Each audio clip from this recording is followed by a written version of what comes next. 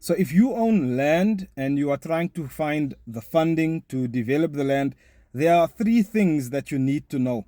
Because that type of funding, getting funding to develop land, is probably one of the most difficult types of funding to get. So you need to know these three things. So the first check item that we need to check off is in terms of the zoning on that land or the rights on the land. Is the land ready to be developed for what it is you intend? So if you want to do a shopping center, is it zoned for a shopping center? If you want to develop student accommodation, is it zoned for student accommodation? If you want to develop sectional title units, is it zoned for that? Right, so make sure firstly that the zoning is in place. Remember, banks do not fund and give you funding to go and get your zoning put in place. Right, you also need to check in terms of the rights on the land.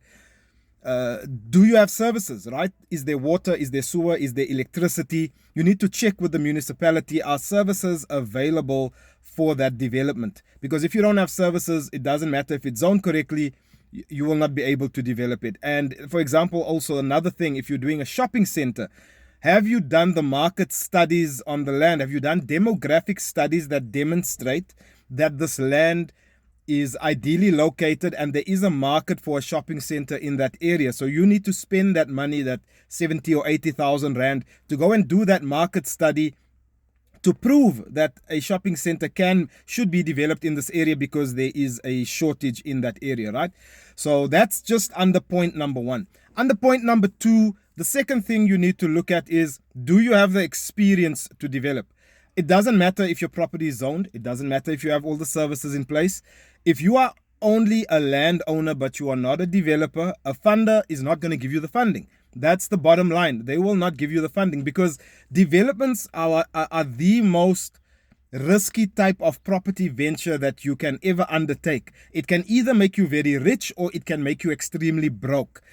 Right, so you need to make sure that you have the experience. If you don't have the experience, the only solution then is you need to find someone who already has the experience. So if you want to do a shopping center, you need to find a developer that has already developed shopping centers, not a contractor, not the person actually doing the building, a developer. There's a difference between a contractor and a developer. People always get those two confused. You need to find a developer who has already developed shopping centers and they have a proven track record that you can show to the bank and say, my partner has the experience.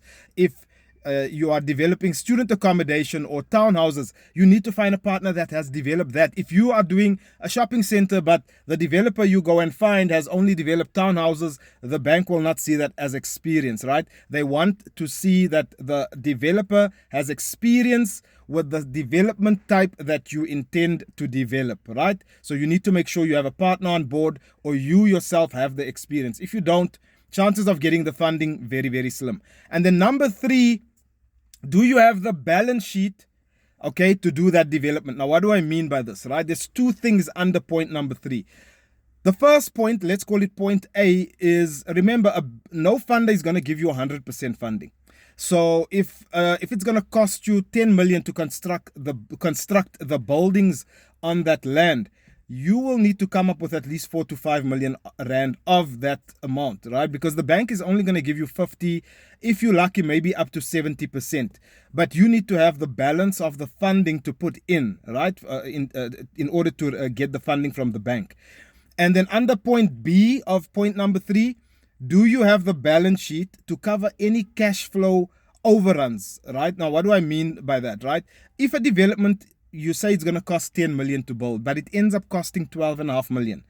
You need to have and demonstrate that you will have the additional funding to put in on your own in the event that the development costs more than what you intended it to cost. This is why experience is so important, because someone with experience will ensure that they are able to keep the project within budget, right? That's why the experience part is very, very important. So if you don't have the money, the loan agreement of the bank, the development loan agreement actually says that the bank does not cover cash flow overruns. So if it's going to cost you R1 million more, 5 million rand more, you need to demonstrate that you have that money to put in so that the development can be completed. So those three things, Number one, is the land correctly zoned? Does it have all the rights? Does it have services? Have you done all the market studies? Do you have all that in place? And number two, do you have the experience to be a developer or to pull off a development like that if you don't get a partner?